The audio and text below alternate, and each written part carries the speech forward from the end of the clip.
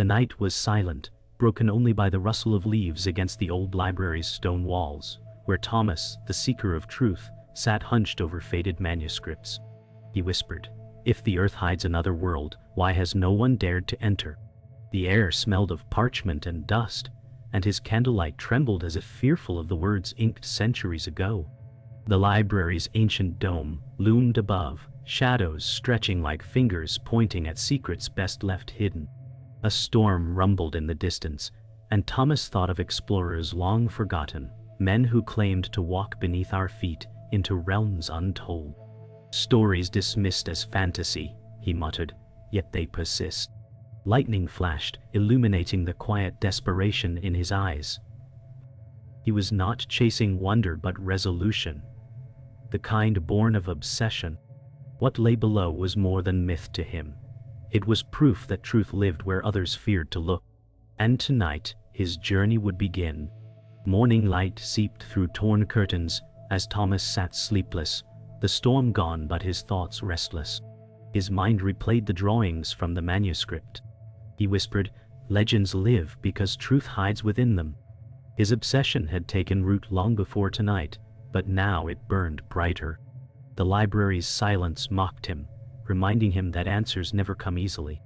He pulled on his coat, worn from countless journeys, and packed the manuscript into a satchel. Every motion was deliberate, as though he feared breaking the fragile line between myth and evidence. Stepping outside, he inhaled the damp air left by the storm. The cobblestones glistened beneath his boots, reflecting the pale dawn. Thomas muttered, "Every ending begins with silence." He knew that to seek what lay beneath the earth was to step into shadows deeper than night. Yet his pulse quickened, knowing he was closer to forbidden truths. The manuscript weighed on Thomas's shoulder like an anchor as he made his way across the town square. Villagers moved slowly, their eyes heavy from the night storm. He heard whispers as he passed. "The hollow earth, fool," one voice murmured. Though he didn't turn, he had been mocked before. To him, ridicule was merely proof that fear ruled those who never searched. His gaze drifted to the cathedral tower, looming above the square, a place that once held secrets of explorers who vanished long ago. Records buried in plain sight, he thought. Every step brought him closer to forbidden questions. The world outside seemed ordinary, yet beneath it pulsed a silence too deliberate to ignore. He tightened his grip on the satchel and muttered, "Truth is never welcome, but it waits." His path was lonely, but he carried the fire of obsession, and nothing would extinguish it now. Inside the cathedral, the scent of incense lingered faintly with damp stone. Thomas moved past pews, footsteps echoing in the vast chamber. He stopped before a mural depicting a sphere within a sphere, unnoticed by most but burning into his memory. "They always knew," he whispered. His hands brushed the cracked paint, feeling grooves left by centuries of devotion. A priest's voice echoed from afar, but Thomas paid it no mind. His mind was fixed on the image, convinced it was a clue. He thought of the explorers who left nothing behind but rumors. For him these marks were a roadmap, a key disguised as devotion. His pulse thundered in his ears, louder than the creak of the cathedral doors. He whispered, "Every truth hides behind belief." He felt the weight of eyes unseen, yet no one stirred. The mural remained, silent and patient, daring him to uncover its secret. The town's archive was silent, tucked beneath the cathedral, its air stale with dust and forgotten words. Thomas pulled open drawers filled with brittle maps, his hands trembling as he searched. Candlelight revealed strange patterns scratched onto parchment, roots that hinted at subterranean passages. "They tried to hide this," he whispered, voice sharp with awe. He traced a line leading far below the earth, symbols curling like serpents around the path. His heart pounded as though it had found its rhythm in those lines. Yet a cold dread followed, whispering that some doors are sealed for good reason. The silence pressed closer, every breath heavier, as if the room itself disapproved of his intrusion. Still, Thomas smiled faintly, muttering, "Answers are never kind, but they wait." He gathered the maps, his satchel now heavier with secrets, and walked toward a destiny only he was reckless enough to chase. The geology lab hummed with cold machines and warmer doubt as Thomas set the manuscript beside trays of rock cores. Dr. Evelyn Park adjusted her glasses and said, "Legends do not make layers." He smiled thinly and said, "But layers bury legends." She scanned seismic plots and frowned at a cluster of anomalies under a polar ridge. Evelyn said, "Noise, unless you prove pattern." He pointed to a hand-drawn map and said, "Pattern, then path." Fluorescent lights buzzed like gnats over a river. He felt the old tug of obsession tighten. She paced between charts and said, "I will audit your claims, not your faith." He nodded and said, "Audit everything."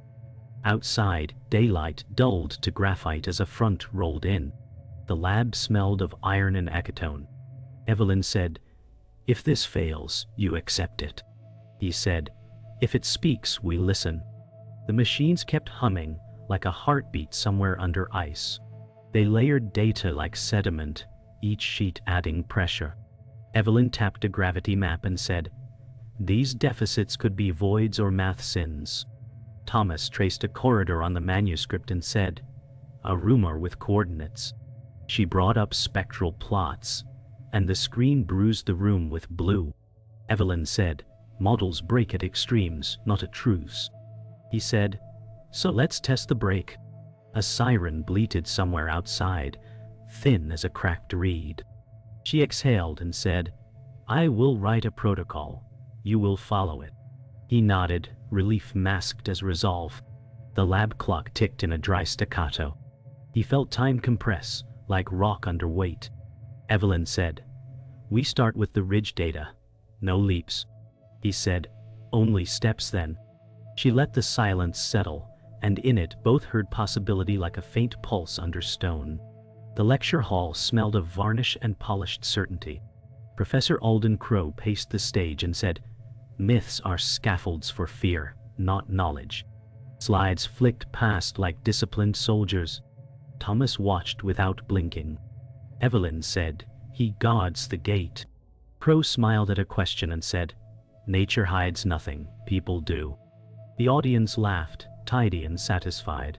Thomas felt the laugh as a door latch.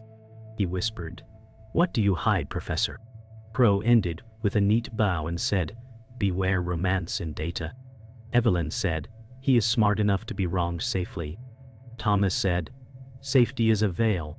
Applause rose like rain on tin. Crow's eyes met Thomas for a second too long, then moved on. The hall dimmed as lights cooled. Evelyn gathered her notes and said, "We keep working." He said, "Yes." The word felt like a blade honed on silence. Rain slicked the steps as the crowd spilled into night. A woman in a dark hood paused near Thomas and said, "Maps are for those allowed to see." He turned. Her eyes held twilight like a secret. Evelyn stepped closer and said, "We are not buying ghosts." The woman slipped a sealed envelope into Thomas's palm and said, "The ridge breathes at midnight." He said, "Who are you?" She smiled without warmth and said, "A closed door with one hinge left." Footsteps echoed as umbrellas opened like black flowers. Evelyn said, "This is reckless." He said, "Reckless is a road." The woman melted into the rain before a name could stick. A tram bell clanged, thin and distant. Evelyn said, "We verify first."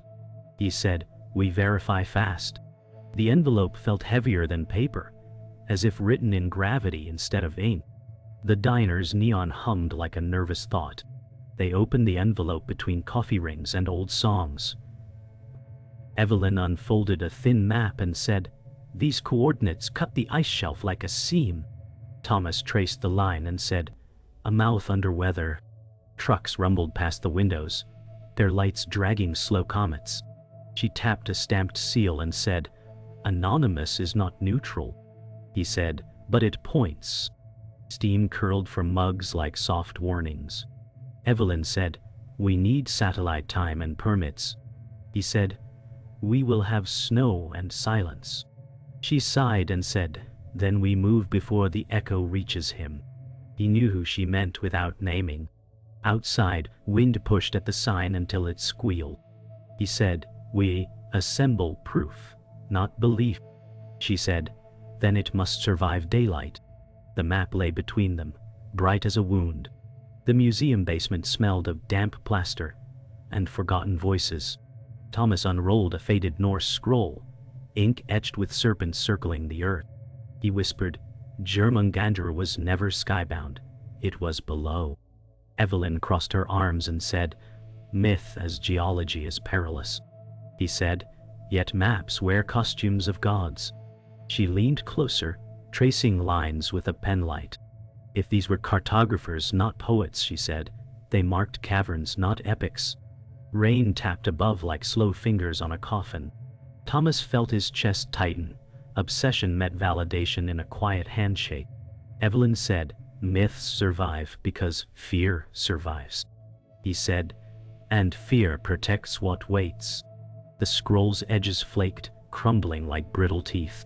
Somewhere above, a bell chimed. He said softly, "They drew warnings, not stories." Evelyn closed her eyes for a moment and said, "Then warnings are what we follow." They moved east into a monastery library, where Tibetan legends breathed dust into silence. A monk's faded manuscript told of Shambhala, glowing cities beneath mountains. Thomas whispered, "A hollow world of light." Evelyn shook her head and said, "Faith sculpts paradise, not tunnels." He countered, "Or both." The script described hidden rivers flowing like veins, and bells struck to mark entry. Evelyn said, "Translation bends truth." He said, "Truth bends through translation, but does not break." She touched the page gently, her expression softening as candles guttered against draft. He thought of caverns luminous, echoing hymns no surface ear could hear. Evelyn said, "If such places exist, they are sanctuaries, not corridors." He said, "Every sanctuary has a door." Thunder muttered beyond the stone walls, and the candlelight trembled like a secret, trying to hold itself still. Later, in a dim bar, a weathered sailor leaned forward, eyes sharp with sea salt memory. He said, "I sailed north where ice cracked, and the sea glowed beneath." Thomas's pulse quickened. Evelyn said, "Stories drunk on storms." The sailor grinned, teeth yellowed, and said, "Drunk or not, I saw waves pulled downward." He sketched crude spirals on a napkin. Thomas said, "The sea was swallowing itself." The man chuckled and said, "Or spitting out what belongs below." Neon buzzed overhead like an insect trapped in glass. Evelyn muttered, "Every storm breeds illusions." Thomas met the sailor's gaze and said, "And every illusion points to fire." The sailor slammed the glass down and said, "Follow the glow if you dare." His words settled heavy, like anchors dropped into water too deep to measure. The library's restricted vault whispered with the dust of forbidden texts. Thomas found Native American myths describing entrances where earth sang hollow tones. He murmured, "Legends etched in sound." Evelyn read aloud. Drums imitated the ground's voice. She frowned and said, "Or symbolic resonance." He said, "Symbols map truths." The vault's silence deepened, pressing against ears like cotton. They traced symbols, resembling spirals converging at mountains. Evelyn whispered, "This could be allegory." Thomas said, "Or geology in disguise." The lantern flickered, shadows crawling across carved wooden cases. He thought of voices echoing from caverns, notes that shook soil like drums of the unseen. Evelyn placed her hand on the glass and said, "Belief carved these lines." He whispered, "So did memory." Their eyes met, both caught between reverence and dread. The night ended by a campfire outside town. The manuscript pages spread like offerings. Flames licked at damp wood, smoke twisting into stars.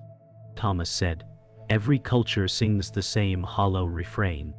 Evelyn wrapped her coat tighter and said, "Or every culture fears what lies beneath."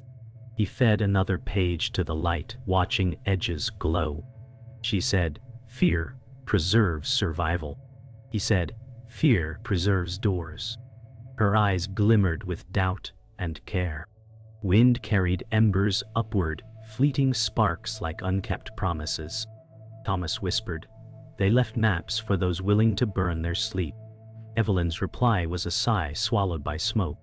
He leaned closer to the fire and said, "Every myth is a trailhead." Silence swelled around them, broken only by the hiss of wet logs, as stars above hid their answers in unreachable cold. The hangar smelled of diesel, cold metal, and decisions kept too long in boxes. Thomas said, "We pack for proof, not legend." Evelyn sealed a crate and said, "Proof breaks if rules bend." He nodded, already bending them. Wind rattled the corrugated walls like teeth. She checked the protocol and said, "Sampling, logging, redundancy." He said, "Nerve." A forklift beeped past while rain stitched gray lines across the open door. Evelyn said, "Crow watches budgets and borders." Thomas said, "Then we cross both clean." He lifted the manuscript case like it were a relic with voltage. She paused and said, "Once we start, we finish." He said, "Or the ground finishes us." The storm deepened, and the checklist grew shorter. Somewhere under ice, a heartbeat waited for the right silence. They worked until their breath singed with the hum of generators. Pre-dawn pooled in the airfield like ink waiting for a signature. Nadia appeared from the fog and said, "Your window is 2 days." Evelyn bristled and said, "Your sources break more than weather."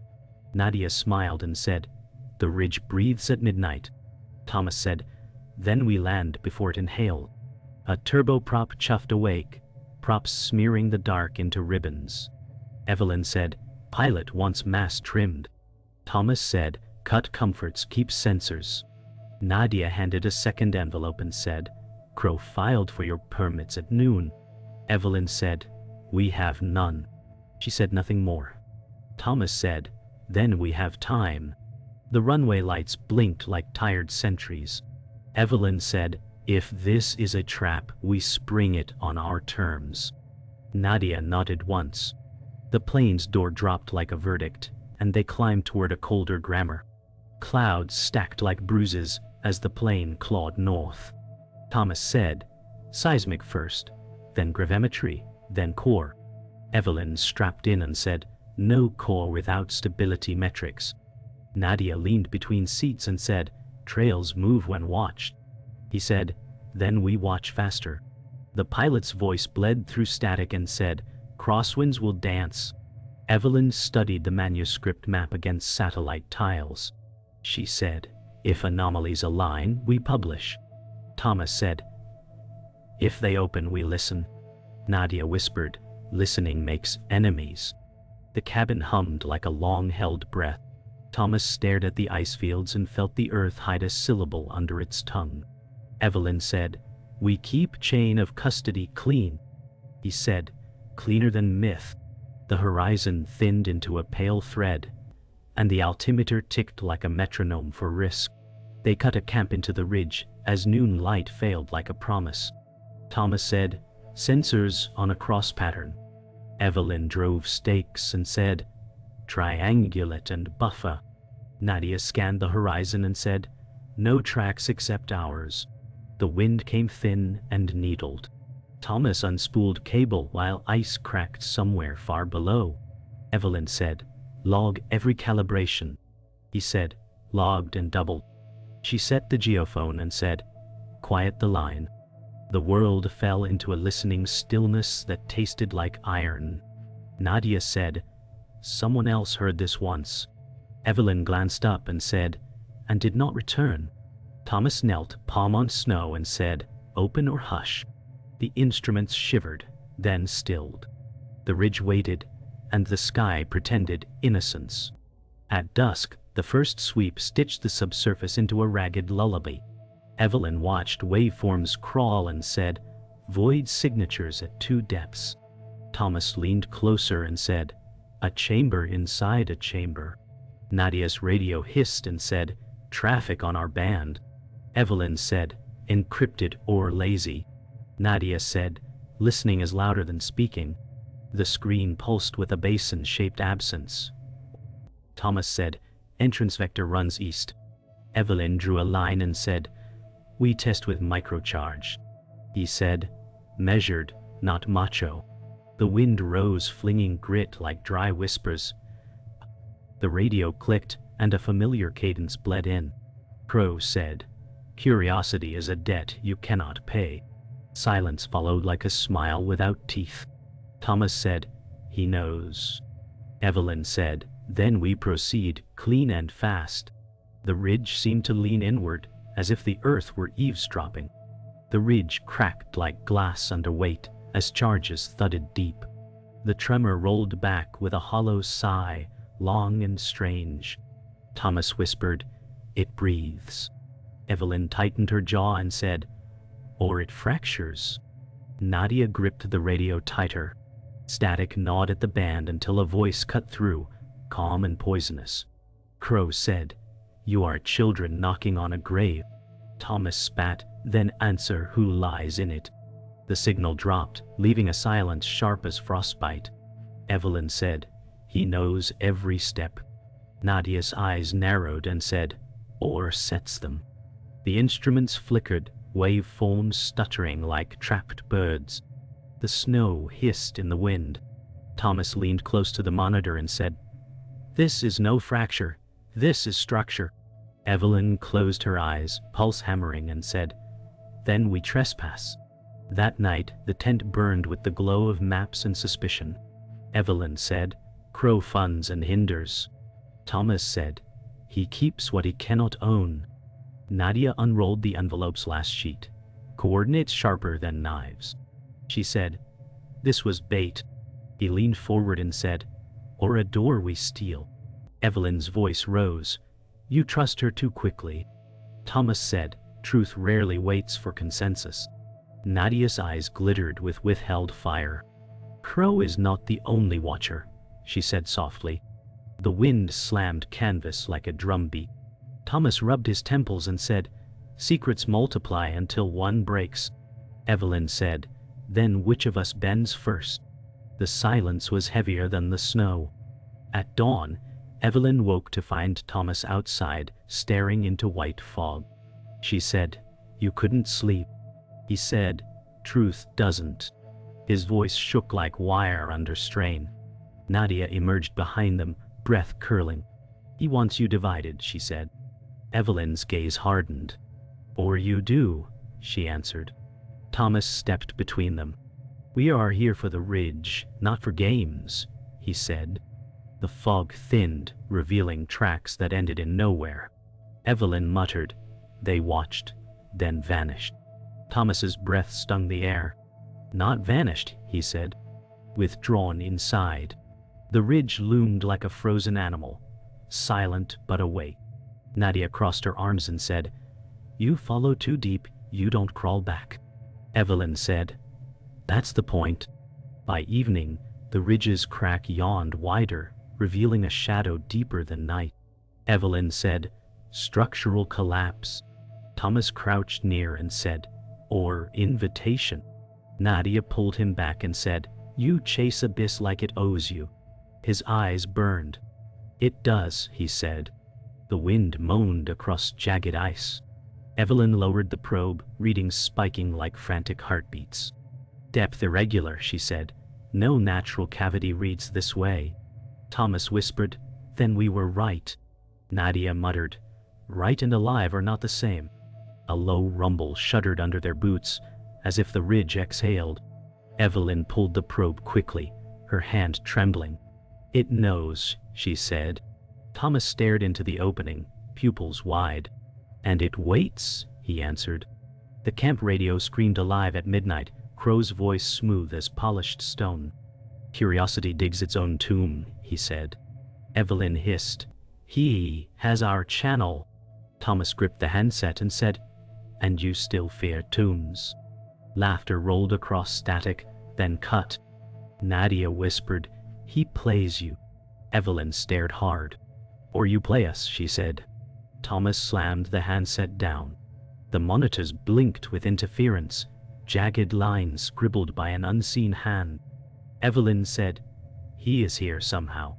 Thomas muttered, "Or beneath us." The air grew heavier, pressing lungs and thoughts alike. Nadia looked away, eyes unreadable. Thomas whispered, "The ridge isn't hollow. It's occupied." Silence followed, cold as the ice under their boots. Midnight pressed on the ridge like a held breath as ropes hissed through gloved hands. Thomas said, "We descend on the hour." Evelyn checked knots and said, "Load paths first, risks second." Nadia scanned the dark slit and said, "Your window is thin." Warm air rose from the fissure, tasting of iron and rain. Thomas felt the hum in bone, a note too low for comfort. Evelyn said, "Anchor redundancy, or we abort." He said, "Redundant and stubborn."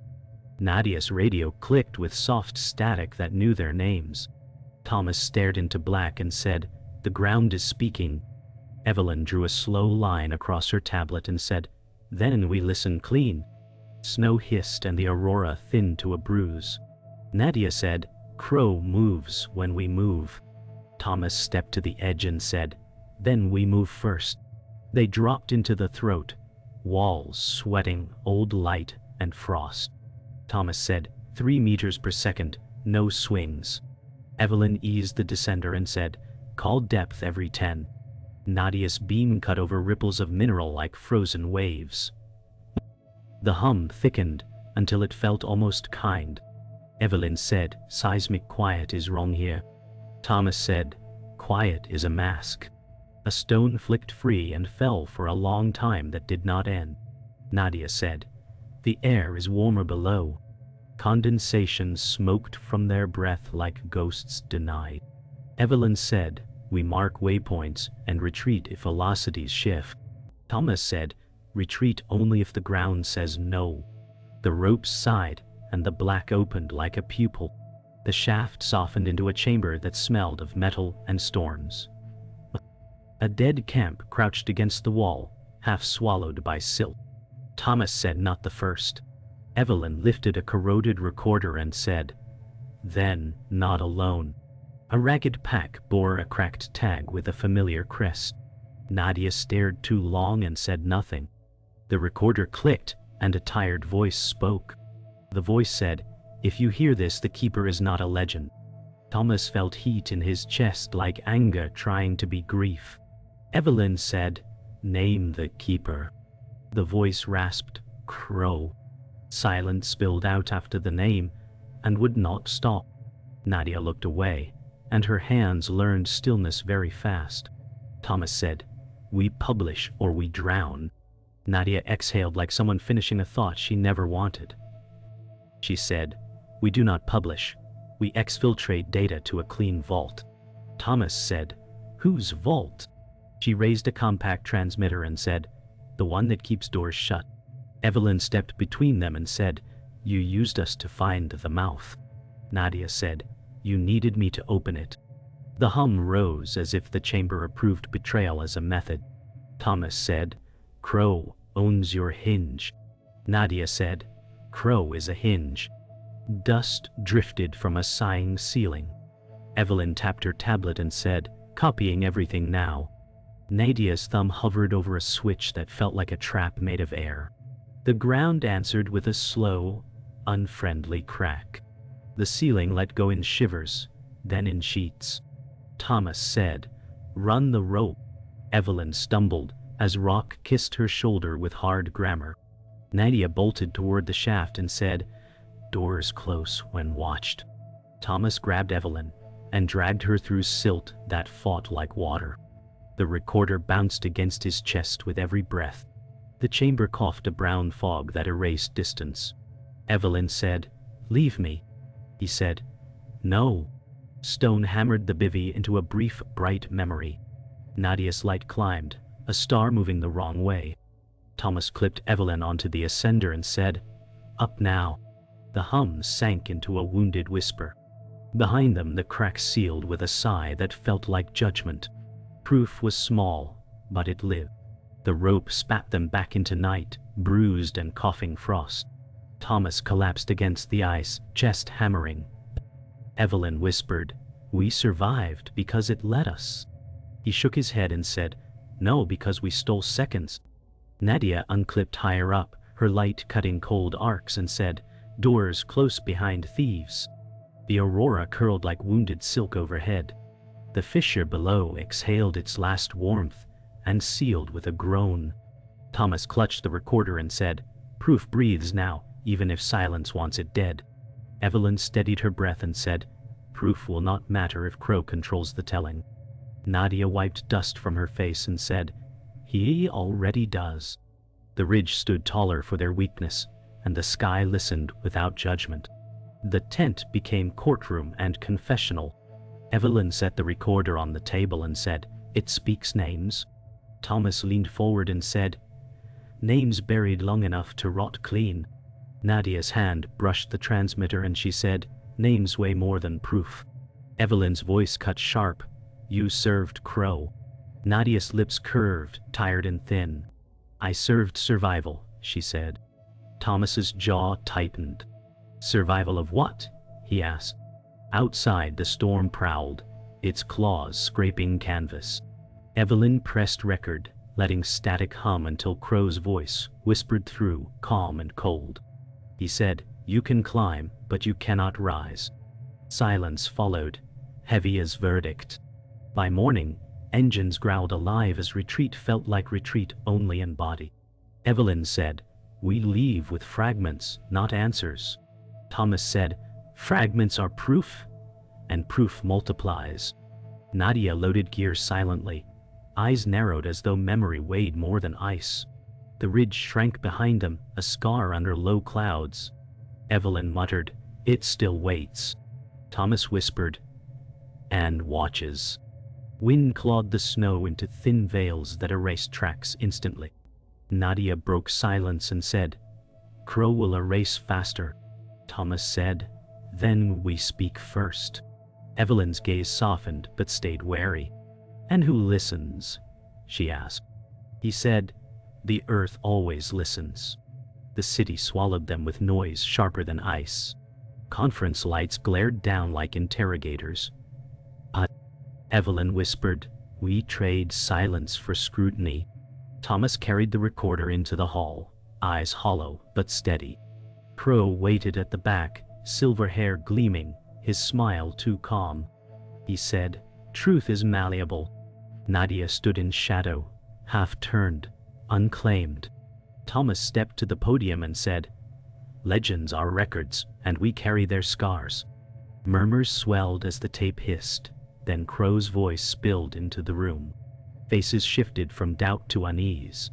Evelyn said, Proof still matters. Thomas whispered, If it survives the telling. Later alone, Thomas stood by the river that cut the city like a scar. He whispered, The earth is not hollow. It is layered with fear and memory. Evelyn joined him, breath clouding the dark. She said, Truth costs too much. He said, Silence costs more. Nadia watched from across the quay, her figure half lit, half lost, uncertain of her allegiance. Crow's voice lingered in memory. You can climb but not rise. Thomas touched the recorder and said, We already rose. The water flowed dark and restless, carrying secrets it would never confess. Above, the sky showed no aurora, only the indifferent glow of city lamps. Evelyn said, And now? Thomas said, Now we keep walking.